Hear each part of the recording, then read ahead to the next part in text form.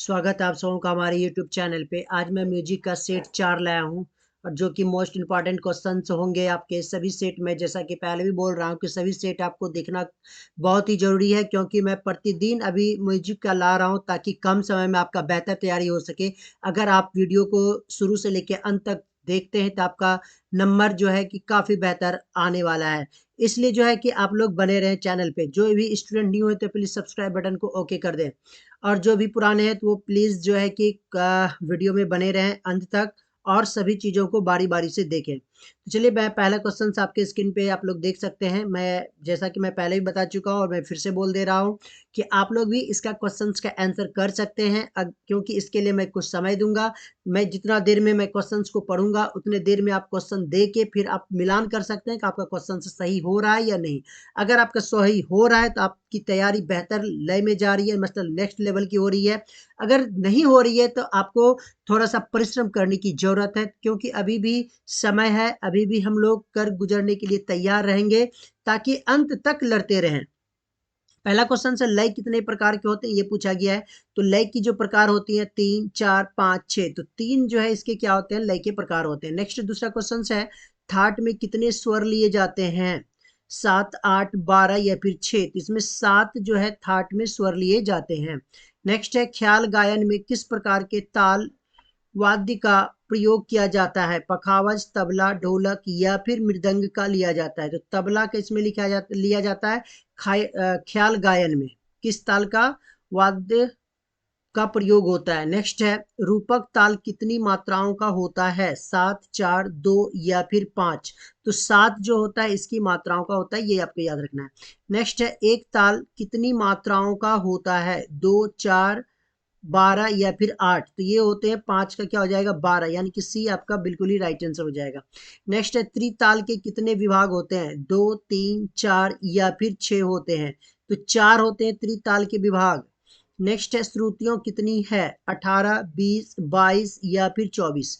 तो श्रुतियों कितनी है, तो 22 है। नेक्स्ट है, राग बिहाग का ठाट क्या है, काफी, खमाज, असावरी या फिर कल्याण है। तो राग बिहाग का ठाट जो है वो कल्याण है, डी आपका राइट आंसर हो जाएगा। जब ताल में खाली किस मात्रा पर होती है, झप ताल होता है। देखिए, जब ताल नहीं, यहाँ पे एक मिस प्रिंटिंग हुई है, झप ताल होता है। झप क्या होता है, झप ताल होता है। झप ताल में खाली कितनी है, 4, 5, 6 या फिर 8। 6 जो है इसके होते हैं मात्रा। ओके। नेक्स्ट है, राग बिहाग का वादी संवादी क्या है, क्या है, गो है या नी है, पो है या फिर सो है, सा है या फिर मोह है, ग है या फिर घ है। इन सब में से आपको बताना है। तो इसका जो राग विभाग का वादी संवादी है, तो ग और नी हो जाएगा, इसलिए एक आपका राइट आंसर हो जाएगा। 11 में चलते हैं, राग भैरव की जाति पूछा गया है, क्या होगा, और अब संपूर्ण। देखिए, संपूर्ण में इधर से होगा, इधर से होगा। ओके, मैं इधर घुमा दे रहा हूँ, आप लोग ध्यान से दीजिएगा, है ना। इधर होगा संपूर्ण, सारभ संपूर्ण होगा, संपूर्ण संपूर्ण होगा, सारभ संपूर्ण होगा। ये आपसे पूछा गया 11 नंबर। तो संपूर्ण संपूर्ण आपका क्या हो जाएगा, राइट आंसर हो जाएगा।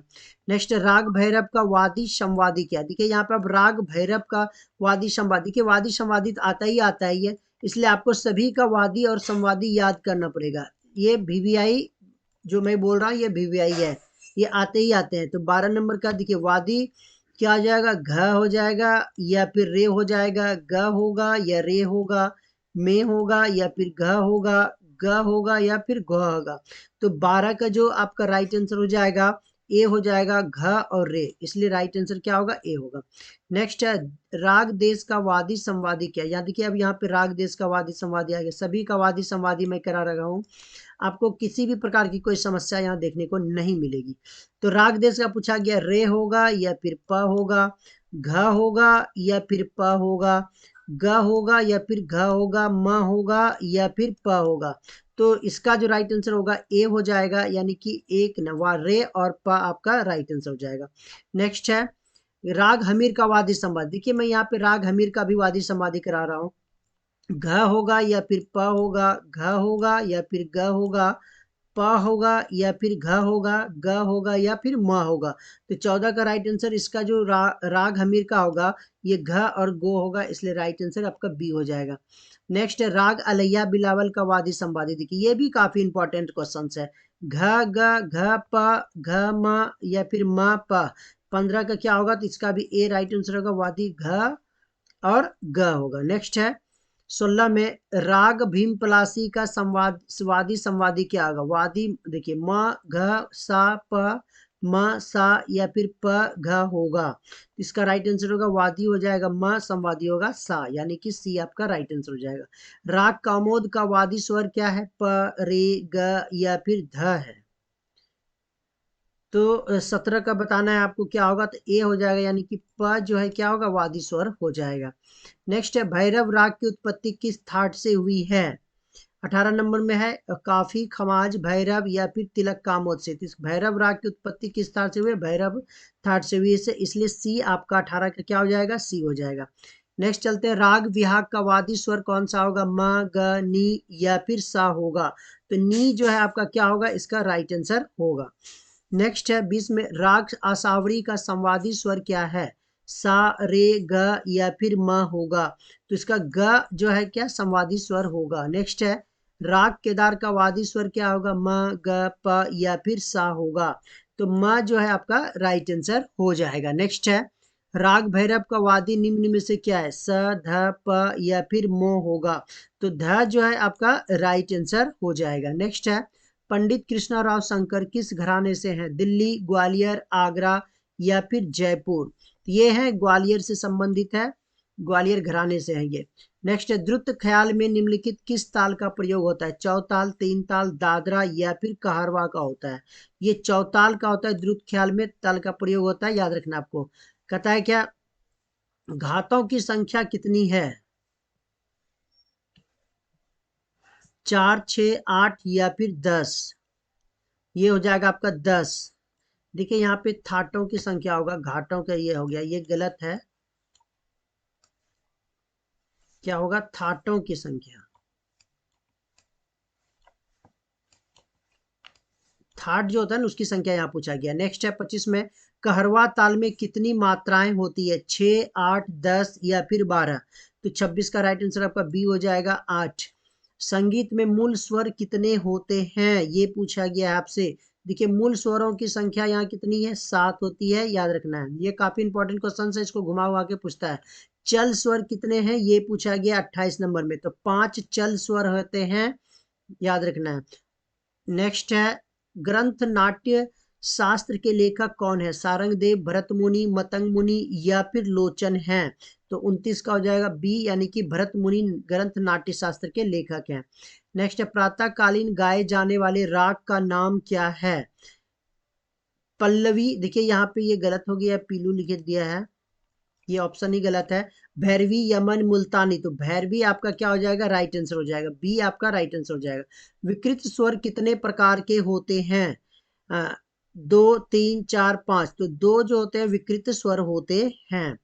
नेक्स्ट है राग भीम पलासी का गायन समय क्या है, प्रातःकाल, सायंकाल, रात्रि या फिर अपहरण अपराहन।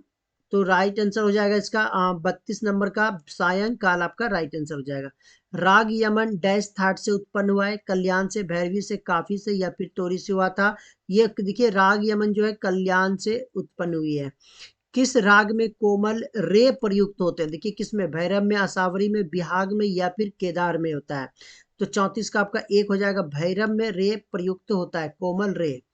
ध्रुव पद गायन में किस तालवाद का प्रयोग होता है, पखावज, तबला, नाल या फिर ढोलक का होता है। इसमें पखावज का प्रयोग होता है। नेक्स्ट है 36 में किस सा, देखिए यहाँ पे ताल होगा, किस ताल में 6 मात्राएं होती है, रूपक, दादरा, कहरवा या फिर झप ताल में होती है। तो ये दादरा में 6 मात्राएं होती है, आपको याद रखनी है। नेक्स्ट है राग बिलावल का गायन समय क्या, प्रातःकाल, सायंकाल, रात्रि या फिर अपहरण में है, अपराहन में है। 37 नंबर का, तो ये अपराहन में होता है राग बिलावल का गायन समय। नेक्स्ट वह स्वर समूह जिससे राग स्पष्ट होता है क्या कहलाता है, आरोह, पकर, अवरोह, तान। तो इसको पकर कहा जाता है।